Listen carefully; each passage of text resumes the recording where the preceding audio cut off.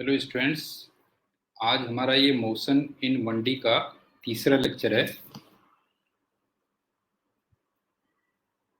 और इस लेक्चर में हम लोग ये 8 प्रॉब्लम्स डिस्कस करेंगे 1.22 टू 1.26 और इरोडोप के जो प्रॉब्लम नंबर्स हैं 1.34 टू 1.36।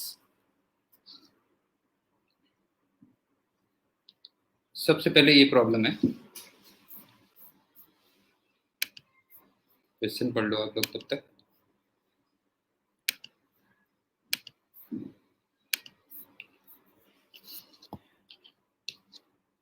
आपको ये दिया हुआ है v equal to alpha root x और आपको time dependence of velocity and acceleration निकालना है और आपको मीन वेलोसिटी निकालनी है फर्स्ट एस मीटर्स, मतलब उस इंटरवल में कह लीजिए। तो ये भी बड़ी कॉमन सी है, जैसे आप ये देखो v equal to alpha root x दिया हुआ है। अगर मैं इसको स्क्वायर कर दूं तो v square equal to alpha square x हो गया। और अगर इसको मैं कंपेयर करूं u square plus 2a x से, इस इक्वेशन को, तो आपको दिख रहा होगा कि u की वैल्यू 0 है और 2a की वैल्यू एल्फा स्क्वायर है। इसका मतलब a की वैल्यू एल्फा स्क्वायर बाई 2 है और ये कांस्टेंट है क्योंकि अल्फा क्वेश्चन में कांस्टेंट दिया होगा।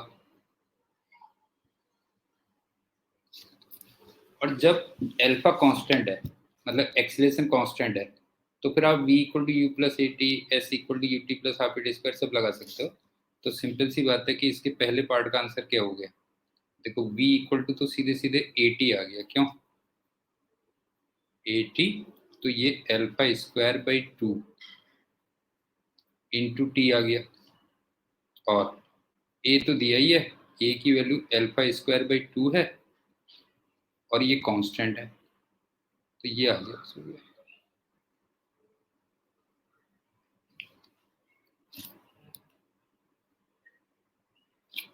ये आ गया। अच्छा, इस टाइप के काफी क्वेश्चंस बनते हैं, ध्यान रखना। जब क्या होता है कि किसी स्टैंडर्ड इक्वेशन से आप कंपेयर करते हो और फिर आप यू ए एक्सेट्रा ये सब मिल जाते हैं। जैसे यहाँ पे मैंने जो इक्वेशन दे रखी थी उसको यू स्क्वायर प्लस 2a से कंपेयर किया, 2x से कंपेयर किया, तो वहां से यू और ए पता चल गया। अब दूसरा तुमसे कहता है कि पहला एस मीटर में एवरेज वेलोसिटी निकालनी है।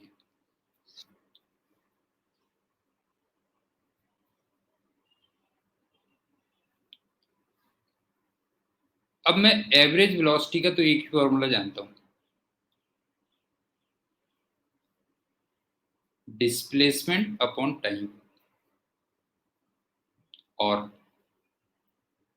डिस्प्लेसमेंट का मतलब you t plus half T square, बिल्कुल बेसिक से चलते हैं, अपॉन टी। अब u ऑलरेडी 0 दिया हुआ है और a की वैल्यू एल्फा स्क्वायर बाई 2 थी, नहीं है ये वाला टर्म तो 0 आ गया। a की वैल्यू एल्फा स्क्वायर बाई 2 थी और एक t से ये t कैंसिल हो गया, तो ये आ जाएगा alpha square by 4 into T आ गया। लेकिन आपको जो आंसर दिया हुआ है वो s के टर्म्स में दिया हुआ है, समझिए ना। आंसर आपको s के टर्म्स में दिया हुआ है, तो बस तुम्हें t को s के टर्म्स में कन्वर्ट करना है। t को s के टर्म्स में कन्वर्ट करना है तो कैसे करोगे? देखो s equal to half a t square और e का मतलब एल्फा स्क्वायर बाई 2, हाँ, तो ये हो गया एल्फा स्क्वायर बाई 4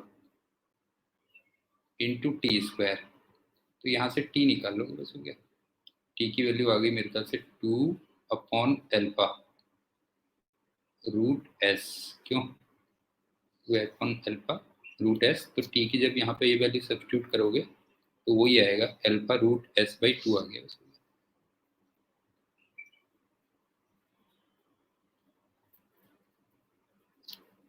तो ये ध्यान रखना, इस टाइप के क्वेश्चंस भी बहुत बनते हैं कि किसी स्टैंडर्ड इक्वेशन से गिवन इक्वेशन को अगर आप कंपेयर करते हो तो आपको यू ए एक्सेट्रा ये सारी चीजें निकल जाती है। तो इस टाइप के क्वेश्चन भी फॉर्म होते हैं। अब चलते हैं अगले क्वेश्चन। इसमें क्या दिया हुआ है देखो,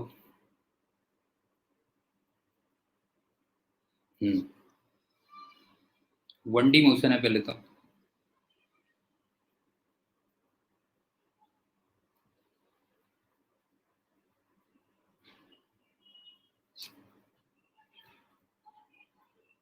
क्वेश्चन तुम भी पढ़ लो। ये हो गया अल्फा,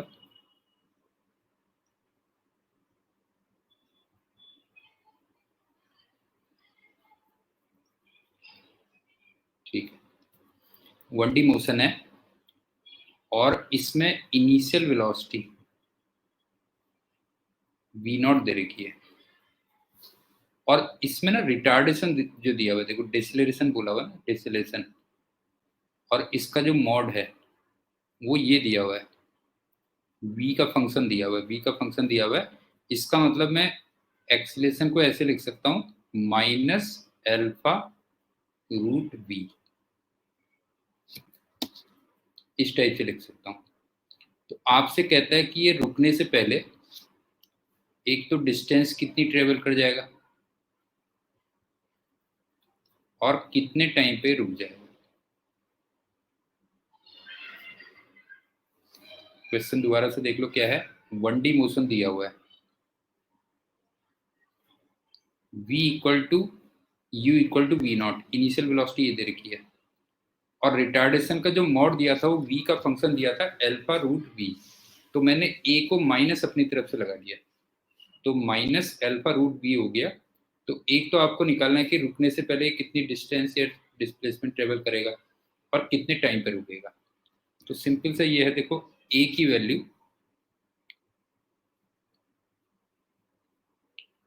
आपको जो माइनस अल्फा रूट v दे रखी है, इस a को तुम चाहो तो dv अपॉन dt भी लिख सकते हो, और इसको तुम चाहो तो v into dv upon ds भी लिख सकते हो। ये हो गया। अब जब आप ये और ये इक्वेशन लोगे और उसको इंटीग्रेट कर देना बचोगे,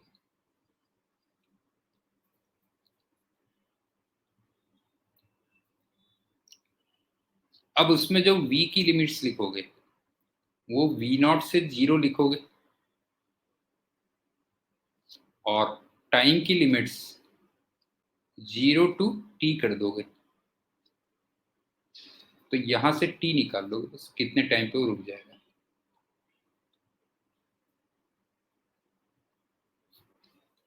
और अगर मैं ये वाली इक्वेशन और ये वाली इक्वेशन को लूं,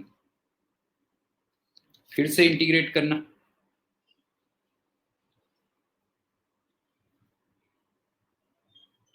और v की लिमिट्स लिखोगे v0 टू 0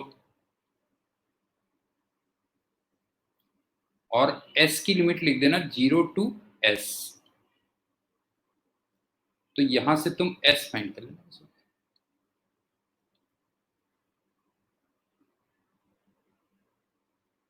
इस टाइप के क्वेश्चन भी बहुत बनते हैं, ये ध्यान रखना, जहां पे आपको इनिशियल वेलोसिटी दे रखी होगी, 1 डायमेंशनल मोशन दिया होगा और आपको रिटार्डेशन का मैग्नीट्यूड दिया होगा, तो माइनस तुम अपनी तरफ से लगा देना और उस रिटार्डेशन को dv अपॉन dt कर देना या फिर v into dv upon ds कर देना। तो वहां से भी तुम कर सकते हो। ये कर, नेक्स्ट चलते हैं 20th क्वेश्चन।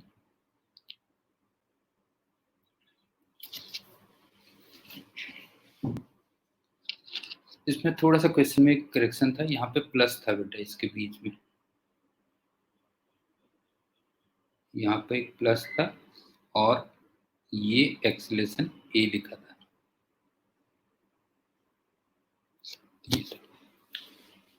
आपको पोजीशन वेक्टर दिया हुआ है आर वेक्टर,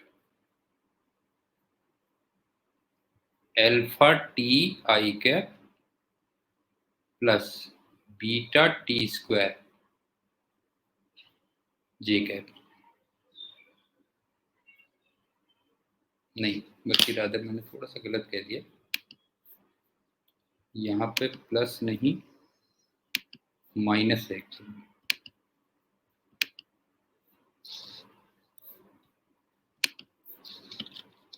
यहाँ पे माइनस है, ये दिया हुआ है। तो एक तो तुम्हें ट्रेजेक्ट्री निकालनी है। ट्रेजेक्ट्री का मतलब वाई और एक्स रिलेशन, और time dependence of v and acceleration निकालना है, और टाइम डिपेंडेंस ऑफ थीटा निकालना है। टाइम डिपेंडेंस ऑफ थीटा निकालना है, और थीटा किस किस के बीच का एंगल है? ए और वी वेक्टर के बीच का एंगल है। और लास्ट में तुम्हें मीन वेलोसिटी का मतलब एवरेज वेलोसिटी निकालनी है फर्स्ट टी सेकेंड्स में, और उसका फिर मैग्नीट्यूड भी निकालना है, किसी वेक्टर का मैग्नीट्यूड।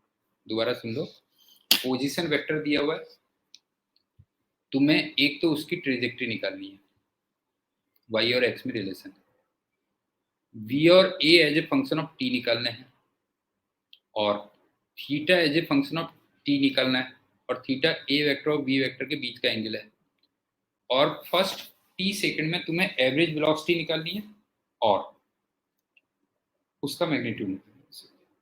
तो सबसे पहले पार्ट चलते हैं।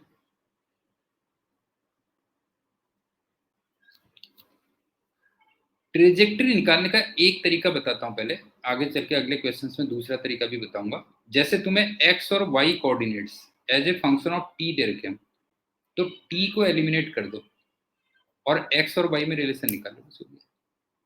दोबारा सुन लो, ट्रेजेक्ट्री निकालने की पहली मेथड अभी पढ़ रहे हैं, दूसरी मेथड बाद में पढ़ेंगे। एक्स और वाई कोऑर्डिनेट्स अगर फंक्शन ऑफ टी दे रखे हैं, तो टी को एलिमिनेट कर दो और एक्स और वाई में रिलेशन निकाल दो, तो वहां से आ जाता है। जैसे यहाँ पे ना एक्स कितना दिया हुआ है, देखो एक्स दिया हुआ है अल्फा टी,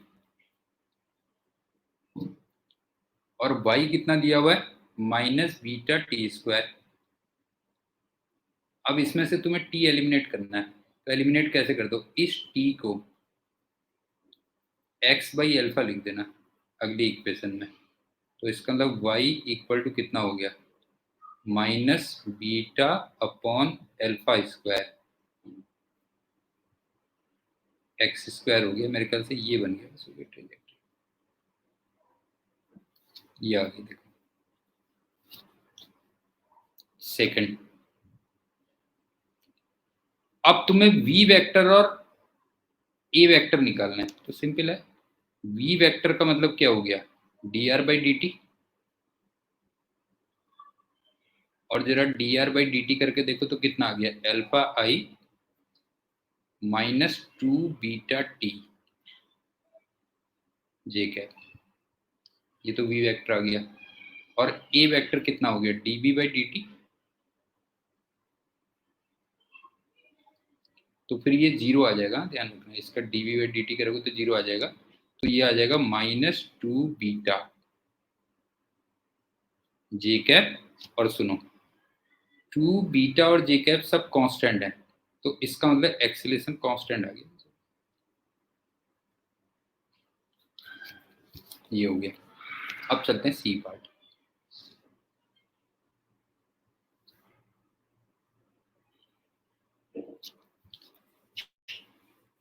आपको ए वेक्टर और बी वेक्टर के बीच में एंगल निकालना है as a function of t. तो सिंपल सी बात यह है कि तुमने पढ़ा होगा, दो वेक्टर्स के बीच में अगर एंगल निकालना कॉस थीटा, तो बस हम सिंपली ये करते हैं a dot b upon magnitude of a magnitude of b, मेरे ख्याल से यहाँ से कर लो, कॉस थीटा निकल जाता है। आंसर वैसे टेन थीटा के टर्म्स में दिया हुआ, तो उसको टेन थीटा में कन्वर्ट कर लेना, कॉस थीटा कर दिया तो उसको टेन थीटा के टर्म्स में कन्वर्ट कर लेना। अब चलते हैं एवरेज वेलोसिटी। एवरेज वेलोसिटी का साइन ये भी होता है ना, अगर तुम जानते हो, ये भी होता है एवरेज वेलोसिटी का साइन, और ये 0 to t ले जाना है। एवरेज वेलोसिटी हम एक ही चीज जानते हैं, डिस्प्लेसमेंट अपॉन टाइम, और डिस्प्लेसमेंट तुम जानते होगे r final vector minus r initial vector upon time, और r फाइनल का मतलब एक तरीके से r at time t, r initial का मतलब r एट 0 अपॉन t। अब पोजीशन वेक्टर मुझे दिया ही हुआ है, ये पोजीशन वेक्टर ऑलरेडी दिया हुआ है, उसमें वैल्यू पुट कर देना बस, हो गया r at t minus r at 0 upon t, हो गया, तो वहां से ये आ जाएगा। और उसके बाद इस वेक्टर का मैग्नीट्यूड निकाल देना, magnitude of average velocity from 0 to t, ये फाइंड कर लेना। तो इस क्वेश्चन से हमने क्या लर्न किया कि अगर तुम्हें ट्रेजेक्ट्री निकालनी है तो उसकी एक मेथड ये होती है कि अगर आपको x और y as a function of t दे रखे हैं तो t को एलिमिनेट कर दो और x और y में रिलेशन निकाल दो, ये मेथड सीखी। और दूसरा एक चीज हमने सीखी कि कभी भी दो वेक्टर्स के बीच में अगर एंगल निकालना है तो जनरल फॉर्मूला तो होता ही है cos theta equal to a vector dot b vector upon magnitude of a magnitude of b, तो ये एक तरीका है। और एवरेज वेलोसिटी का हम एक फॉर्मूला जानते ही हैं, डिस्प्लेसमेंट अपॉन टाइम, और डिस्प्लेसमेंट तुम जानते होगे final position vector minus initial position vector upon time, ये हो जाएगा। अब चलते हैं अगले क्वेश्चन में। ये भी वैसे ये देखो, बिल्कुल तुम्हें x as a function of t दिया हुआ है और y as a function of t दिया हुआ है, तो तुम्हें ट्रेजेक्ट्री निकालनी है। तो पहला पार्ट तो सिंपली हो गया ना, इसको मेरे ख्याल से कर ही लोगे कि एलिमिनेट t, बिल्कुल सेम टाइप का ही क्वेश्चन है ना, एलिमिनेट t एंड फाइंड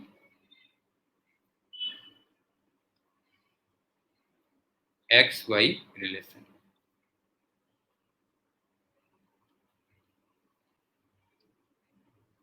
ये तो सिंपल हो गया। और दूसरा तुमसे कहता है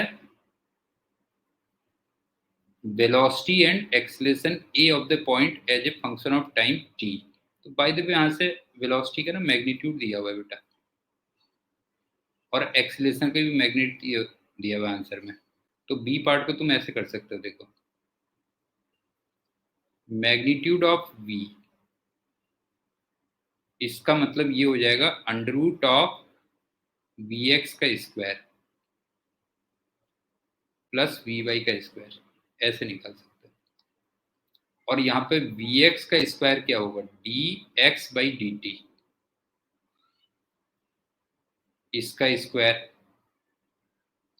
और वी वाई का स्क्वायर कर सकते हो d Y upon D t, इसका स्क्वायर कर सकते हो अगर मैग्नीट्यूड निकालना है।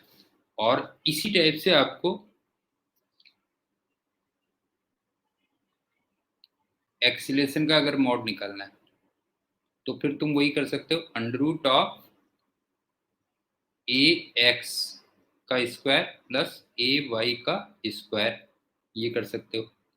और ए एक्स क्या हो जाएगा, d two x upon D t two, ये निकालोगे इसका स्क्वायर कर देना। और इसी टाइप से ए वाई कितना हो जाएगा, d two y upon D t two, इसका स्क्वायर। फिर मैथमेटिकल पार्ट मेरे ख्याल से इसका कर लोगे, उसमें कोई प्रॉब्लम नहीं होनी चाहिए, क्यों। अब क्या कहता है देखो, तुम्हें टी नॉट निकालना है जब वेलोसिटी वेक्टर और एक्सीलरेशन वेक्टर के बीच में पाई बाई 4 का एंगल है। तुम्हें टी नॉट टाइम निकालना है जब वेलोसिटी वेक्टर और एक्सीलरेशन वेक्टर के बीच में पाई बाई 4 का एंगल है। तो एक बात बताओ कि तुम्हें एक्स और वाई कोऑर्डिनेट दे रखे ना, तो तुम सबसे पहले सी पार्ट की बात बता रहा हूँ, आर वेक्टर निकाल लेना, x i cap plus y j cap, बिल्कुल जनरल मेथड बता रहा हूँ, ये हो। उसके बाद वी वेक्टर निकाल लेना, d r by D t. उसके बाद ए वेक्टर निकाल लेना, d v by D t. उसके बाद कॉस थीटा इक्वल टू 1/√2 कर देना, क्योंकि थीटा π/4 दिया हुआ है, π/4 ही दिया है मेरे ख्याल से। और इसको रख देना A.V upon magnitude of a vector magnitude of b vector, ये कर लेना। और by the way magnitude of a vector और मैग्नीट्यूड ऑफ बी वेक्टर हम ऑलरेडी बी पार्ट में फाइंड कर चुके हैं। तो मेरे ख्याल से ये भी बड़ा सिंपल सा क्वेश्चन था कि तुम्हें एक्स और Y coordinates as a function of t दिए हुए हैं, तो तुम टी को एलिमिनेट करो और एक्स और वाई में रिलेशन निकालो, तो वो तो ट्रेजेक्ट्री बन जाएगी। उसके बाद v का मॉड और a का मॉड निकालना था, वो भी सही है, वो भी पुराना ही कंसेप्ट है। और एक तुम्हें टी नॉट टाइम निकालना था जब बी वेक्टर और ए वेक्टर के बीच में 45 डिग्री का एंगल हो, तो इसको भी हम लास्ट प्रॉब्लम में कर ही चुके हैं कि cos theta equal to a dot b upon a b है। नेक्स्ट चलते हैं अगले क्वेश्चन।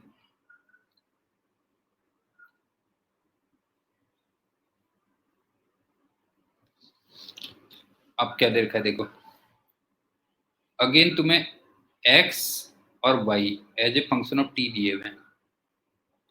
अब लेकिन तुम्हें डिस्टेंस निकालनी है टाउ टाइम में, डिस्टेंस निकालनी है टाउ टाइम में, तो इसका भी कंसेप्ट बताता हूं क्या है।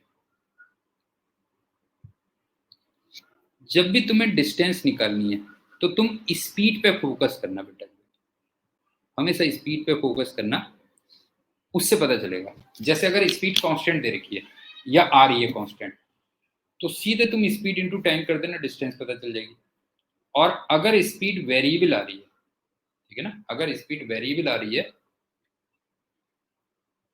तो फिर तुम इंटीग्रेट करके डिस्टेंस निकालना। एक बार दोबारा सुन लो क्या कह रहा हूं, कभी भी तुम्हें अगर डिस्टेंस पूछा हुआ है तो तुम स्पीड पे फोकस करना। अगर स्पीड कांस्टेंट आती है तो सीधे स्पीड इनटू टाइम से डिस्टेंस निकलेगी, और अगर स्पीड वेरिएबल आती है तो फिर तुम्हें इंटीग्रेट करके निकालना पड़ेगा। तो हम सबसे पहले स्पीड निकाल लें, और स्पीड का मतलब वेलोसिटी वेक्टर का मैग्नीट्यूड, ये अभी कुछ देर पहले किया है हमने।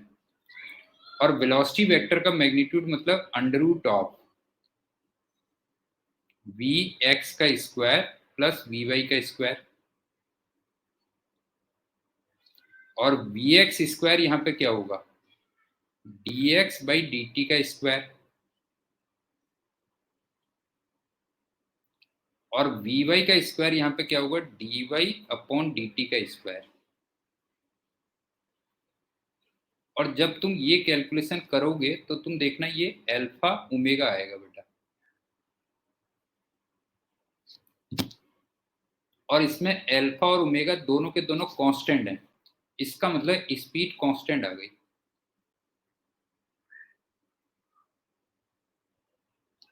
अगर स्पीड कांस्टेंट आ गई तो टाउ सेकंड में डिस्टेंस कितनी हो जाएगी, मतलब जो है डिस्टेंस हो जाएगी स्पीड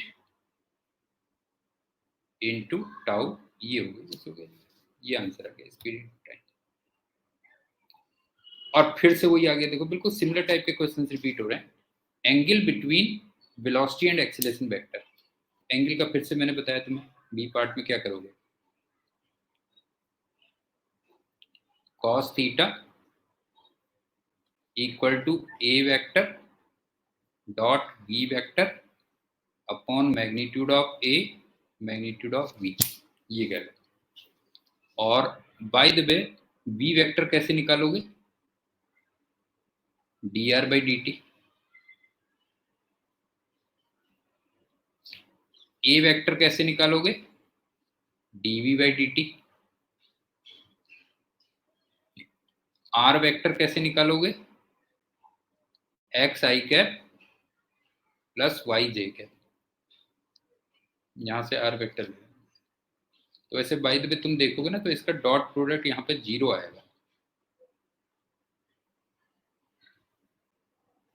और 0 आएगा तो इसका मतलब थीटा कितना हो जाएगा? थीटा की वैल्यू 90 डिग्री हो जाएगी। ये अच्छा, एक छोटा सा पॉइंट और, ये जो कोऑर्डिनेट्स तुम्हें दे रखे हैं ना एक्स और वाई, इसके अकॉर्डिंग इसका जो मोशन आता है ना बेटा, यूनिफॉर्म सर्कुलर मोशन आता है, ध्यान रखना। जो कोऑर्डिनेट, जिस टाइप के कोऑर्डिनेट यहाँ पे दे रखे हैं, उसके हिसाब से पार्टिकल का जो मोशन आता है वो यूनिफॉर्म सर्कुलर मोशन आता है। और यूनिफॉर्म सर्कुलर मोशन में तुम जानते होगे कि स्पीड तो कांस्टेंट होती है, और v वेक्टर और a वेक्टर परपेंडिकुलर होता है, क्योंकि v वेक्टर हमेशा टेंजेंशियल होगा और a वेक्टर हमेशा सेंटर की तरफ को होगा, बिकॉज सेंट्रीपिटल एक्सीलरेशन आता है उस वजह से। तो ये ध्यान रखना, जो कोऑर्डिनेट्स मैंने यहाँ पे एक्स और वाई दे रखे हैं वो एक्चुअल में यूनिफॉर्म सर्कुलर मोशन में तुम्हें मिलते हैं,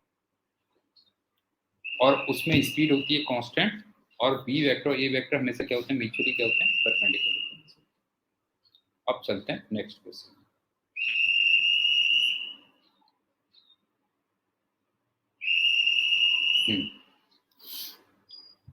ये भी बहुत अच्छा क्वेश्चन है। एक क्या है ना, बैलून है बेटा, इसका जो एसेशन रेट है, ये देखो, ये बी नॉट दिया हुआ कांस्टेंट,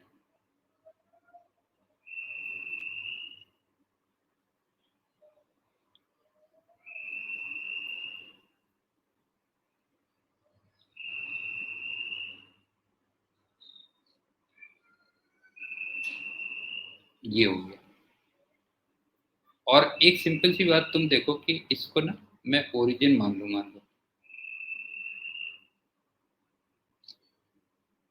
और इसको एक्स एक्सिस और इसको वाई एक्सिस। तो एक तरीके से तुम्हें ये डी वाई अपॉन डी, मतलब वी वाई दे रखा है। अगर आप देखोगे तो ये तुम्हें वी वाई दे रखा है, और वो d Y upon D t है, और वो वी नॉट है, और वो कांस्टेंट है। ये पहली इक्वेशन हो गई। एक तो ये हो गया। दूसरा क्या कहता है, ऊपर विंड चलती है, तो इससे इसको एक हॉरिजेंटल वेलोसिटी कंपोनेंट भी मिल रहा है, v y equal to alpha y, और वाई यहाँ पे हाइट दे रखी है, ध्यान रखना, वाई हाइट दे रखी है। और तुम्हें दिख भी रहा होगा कि v x proportional to y है, मतलब जैसे जैसे वाई बढ़ रहा है वैसे वैसे वी एक्स बढ़ रहा है। और नॉर्मली होता भी ऐसा है ना, कि जितनी ज़्यादा हाइट पे जाते हो तो वहाँ हवा तेज चलती है बेटा, जो है नहीं है, ये दे रखा है। तो एक तो तुम्हें यही दे रखा है, देखो तुम्हें हॉरिजेंटल ड्रिफ्ट, तो एक तरीके से एक्स वाई, वही ट्रेजेक्ट्री निकालनी है तुम्हें, जो है ट्रेजेक्ट्री निकालनी है। तो ये बताओ, जो तुम्हें वी एक्स दिया हुआ है, जिसको हम D x by D T कह सकते हैं, ये वाई का फंक्शन दिया हुआ है और एल्फा इंटू वाई दिया हुआ है। ये दूसरी इक्वेशन हो गई। और अगेन मुझे ट्रेजेक्ट्री निकालनी है।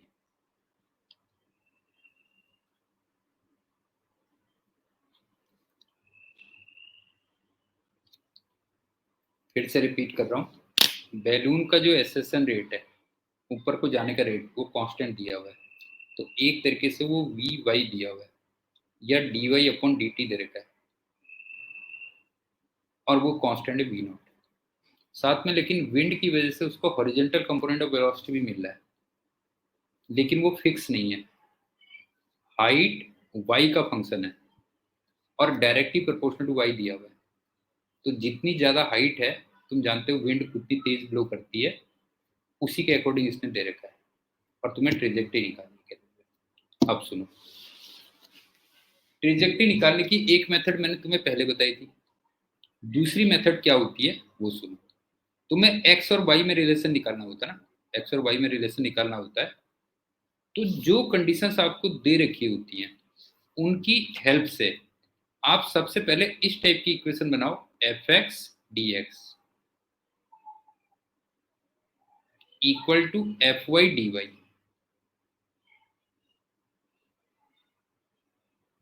और फिर उसको इंटीग्रेट कर दो, बस हो गया। दूसरी मेथड ये होती है।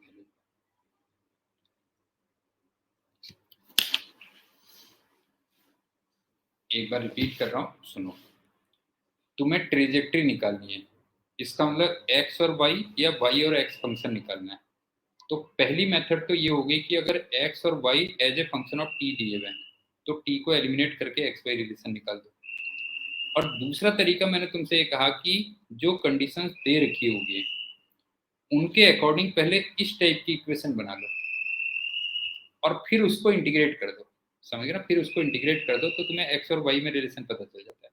तो यहाँ पे तुम्हें ये दो कंडीशन दे रखी थी, ये कंडीशन और ये कंडीशन दे रखी थी। अब इससे मुझे इस टाइप की इक्वेशन बनानी है, तो कुछ नहीं, तुम 1/2 कर देना, 1 इक्वेशन और 2 इक्वेशन को डिवाइड कर देना। तो देखो dy अपॉन dx आ रहा होगा यहाँ से,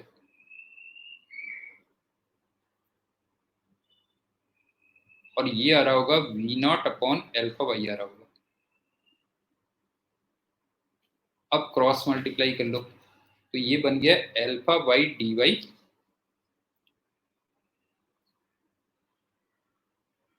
alpha y d y equal to v0 into d x. उसी टाइप का आ गया, अगर देखोगे तो वही आ गया ना, function of y into D y equal to function of x into d x. अब इसको इंटीग्रेट कर दो, बस हो गया। अब मैंने इंटीग्रेट कर दिया,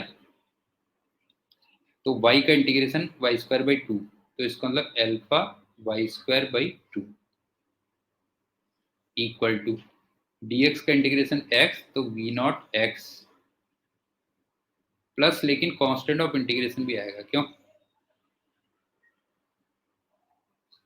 अब c कैसे निकालोगे? देखो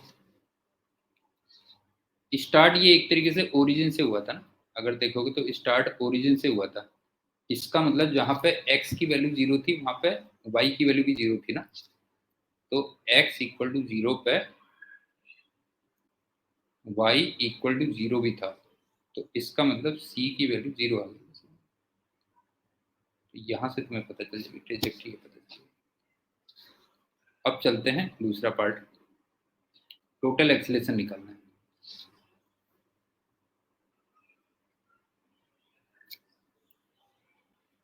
अच्छा, उसका भी मॉड दिया हुआ है, सिर्फ टोटल एक्सीलरेशन का मॉड दिया हुआ है। तो a की जो वैल्यू है वो under root of a x square plus a y square होगी, लेकिन इसमें से जो ए वाई होगा वो तो 0 होगा, बिकॉज वी वाई की जो वैल्यू थी v0 वो कांस्टेंट दे रखी थी। तो सिंपली a इक्वल टू ए एक्स रह गया बस। इसका मतलब d v x upon D t हो गया, और वी एक्स दे रखा है एल्फा वाई, नहीं है, वी एक्स दे रखा है एल्फा वाई। तो इसका मतलब ये हो गया, इसको तुमने एल्फा वाई रखा ना, ये रखोगे एल्फा वाई, तो ये हो गया alpha into D Y by D T आ गया, क्यों? और by the way D Y by D T कितना था? यही तो वी नॉट था, यही तो वी नॉट था कि नहीं था, बताओ जो है। तो अल्टीमेटली ये कितना आ गया था? एल्फा इंटू वी नॉट आ गया। एक्सीलरेशन की ये वैल्यू होगी एल्फा इंटू वी नॉट, ये। तो आई थिंक तुम्हें ट्रेजेक्ट्री निकालने की ये दूसरी मेथड भी समझ में आ गई होगी कि function of x into d x equal to function of y into D y, इस टाइप से निकाल ये कहते हैं। अब चलते हैं 24।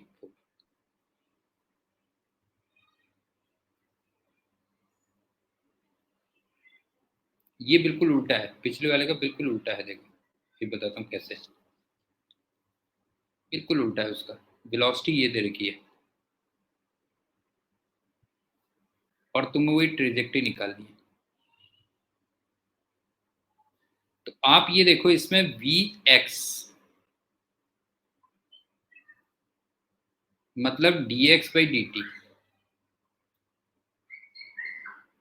वो एल्फा दिया है और वो कांस्टेंट दिया हुआ है।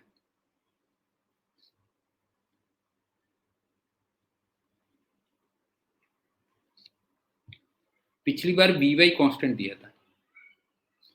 और दूसरा देखो यहाँ पे वी वाई, वो d Y by D t, वो बीटा एक्स दिया हुआ है। अब के ये एक्स का फंक्शन दिया हुआ है, बिल्कुल पिछले वाले की तरह। अगर तुम देखोगे जो है पिछले वाले की तरह उल्टा है, बस हो गया। वहां पे उल्टा है, वहां पे वी वाई कॉन्स्टेंट दिया था और वी एक्स वाई का फंक्शन दिया था। यहाँ पे वी एक्स कॉन्स्टेंट दिया हुआ है और वी वाई एक्स का फंक्शन दिया हुआ है, बिल्कुल पिछले क्वेश्चन का उल्टा है। और साथ में ये एक्स इक्वल टू जीरो ये और दे रखा है कांस्टेंट ऑफ इंटीग्रेशन निकालने के लिए।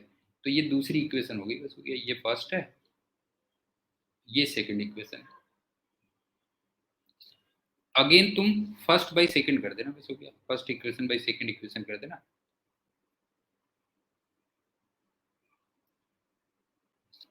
तो देखो यहां से क्या आ गया, D X upon D Y आ गया,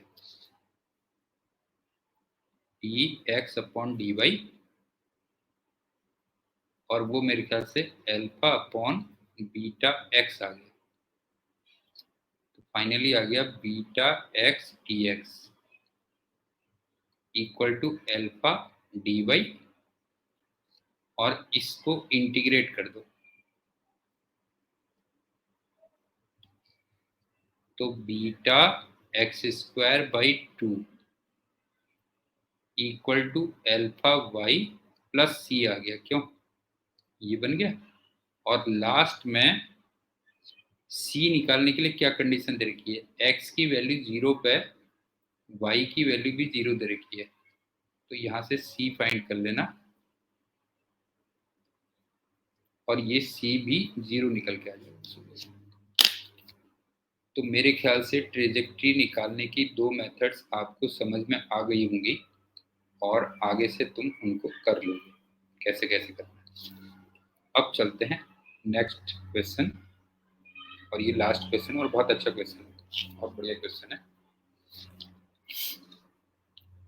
इसमें ना तुम्हें टेंजेंशियल एक्सेलेरेशन दे रखा है, E tangential equal to alpha vector dot torque vector. Actually ये कई चीजें प्रॉपर वो नहीं होती हैं। एल्फा वेक्टर डॉट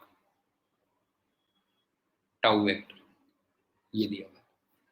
अच्छा, एल्फा वेक्टर इधर को दिया हुआ है, एक्स डायरेक्शन में दिया हुआ है हमेशा, और एक कांस्टेंट वेक्टर दिया हुआ है।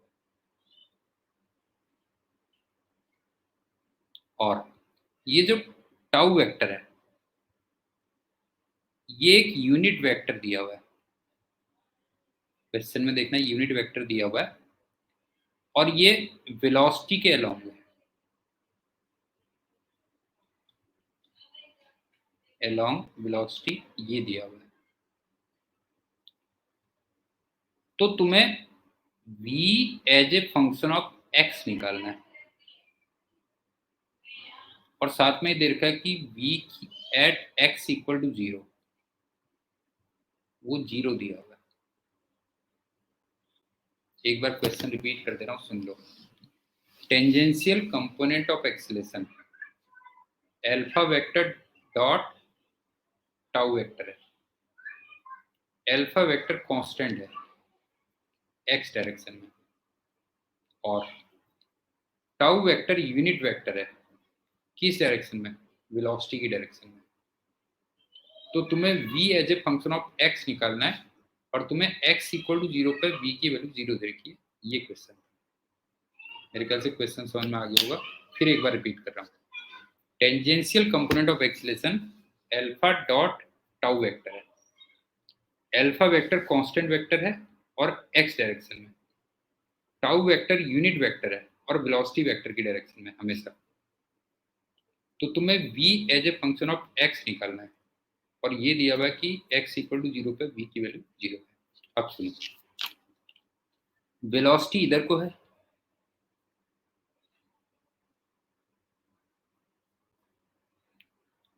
तो जो छोटा सा डिस्प्लेसमेंट होगा ds वेक्टर, ये भी तो इधर ही का हो गया ना। मतलब एक तरीके से टाउ वेक्टर, v वेक्टर और ds वेक्टर, ये सारे के सारे जो ट्रेजेक्ट्री है उसके टेंजेंशियल डायरेक्शन में है।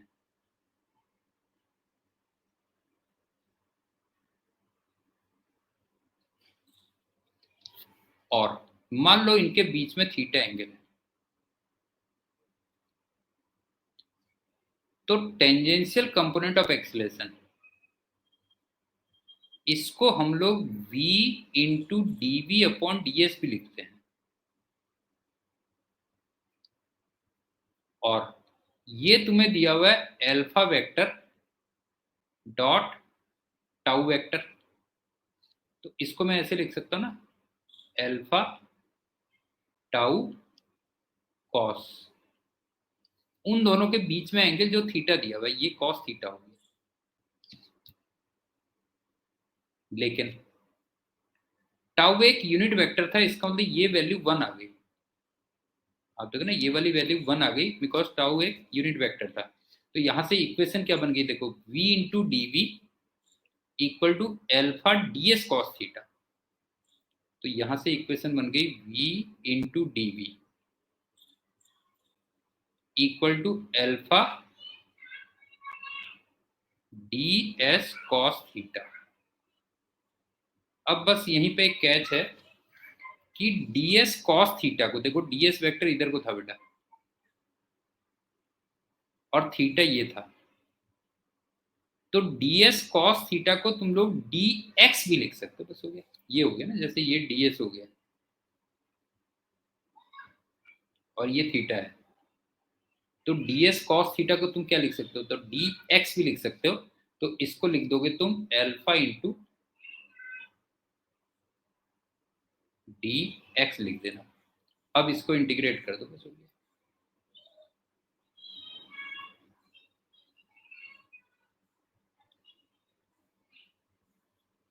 तो v का इंटीग्रेशन आ जाएगा v स्क्वायर बाई 2, dx का इंटीग्रेशन आ जाएगा x प्लस सी आ गया। क्यों प्लस सी आ गया, लेकिन c के लिए तुम्हें फिर से दे रखा है कि x इक्वल टू 0 पे है, v की वैल्यू 0 दे रखी है, तो यहां से c की वैल्यू भी 0 आ गई।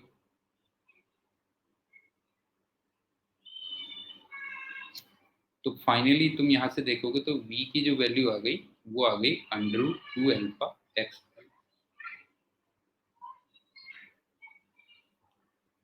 तो ये क्वेश्चन भी अच्छा क्वेश्चन था, तो इसको भी देख लेना क्या था। अल्फा वेक्टर कांस्टेंट वेक्टर था x डायरेक्शन में, टाउ वेक्टर यूनिट वेक्टर था v वेक्टर की डायरेक्शन में। तो एक तरीके से tau vector v vector ds vector उस सारे के सारे टेंजेंशियल डायरेक्शन में आ गए। और टेंजेंशियल कंपोनेंट ऑफ एक्सीलरेशन वो v into d v upon d s हो गया, और डी एस कॉस थीटा को हमने dx। तो आज के लिए इतना ही, बाकी हम लोग नेक्स्ट लेक्चर में करेंगे। Thank you and